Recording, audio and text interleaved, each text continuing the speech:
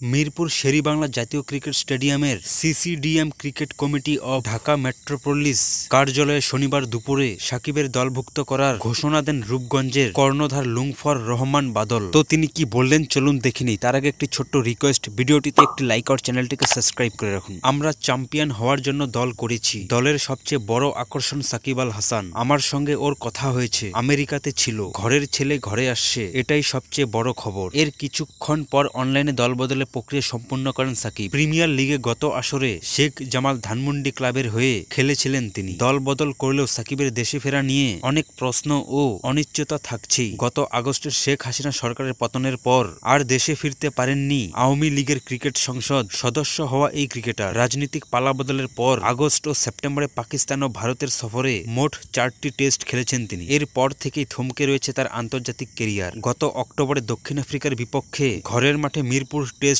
দিয়ে সাদা পোশাকের ক্রিকেটকে বিদায় জানানোর ইচ্ছার কথা বলেছিলেন সাকিব। বিদায়ী টেস্ট থেকে যুক্তরাষ্ট্র থেকে রওনা হয়েছিলেন দেশের পথে। নিরাপত্তা শঙ্কার কারণে দুবাই থেকেই ফিরে যেতে হয় তাকে। সেই থেকেই তার কেরিয়ার ঝুলছে অনিশ্চয়তার সুতোয়। দেশের সর্বকালের সেরা ক্রিকেটারের এবারের বিপিএলেও খেলা হয়নি। রাজনৈতিক পট পরিবর্তনের পর হত্যা মামলা সহ একাধিক মামলায় রয়েছে সাকিবের নাম। চেক প্রতারণার মামলায় গত মাসে গ্রেপ্তারি পরোয়ানা জারি হয়েছে তার নামে। সবকিছু মিলিয়ে সাকিবের দেশে ফেরা নিয়ে সংশয় আছে প্রবল। তবে তাকে পেতে দারুণ আশাবাদী রূপগঞ্জের কর্ণধার। অবশ্যই আমার শতভাগ আশাবাদী, সেই জন্যই তো তাকে দলে নেওয়া। না হলে আমরা নেব কেন যদি সে নাই খেলতে পারে। একটা কথা স্পষ্ট করে বলতে চাই, আমরা রাজনীতিবিদ সাকিবের দলে নেইনি, খেলোয়াড় সাকিবকে নিয়েছি। সাকিব দেশের সম্পদ। আমরা চাই না সে অচিরেই ঝরে যাক। ঢাকা লিগে সাকিবের খেলা নিয়ে প্রশ্নের অবকাশ আছে আরো। গত সেপ্টেম্বর কাউন্টি ক্রিকেটে খেলতে গিয়ে বোলিং অ্যাকশন প্রশ্নবৃদ্ধি হওয়ায় আপাতত সব ধরনের ক্রিকেট থেকে বোলিংয়ে নিষিদ্ধ তিনি। অবশ্য নিজ দেশের ঘরোয়া ক্রিকেটে বোলিং করতে বাধা নেই তার। তবু দেশে ফেরার আগে আরেকবার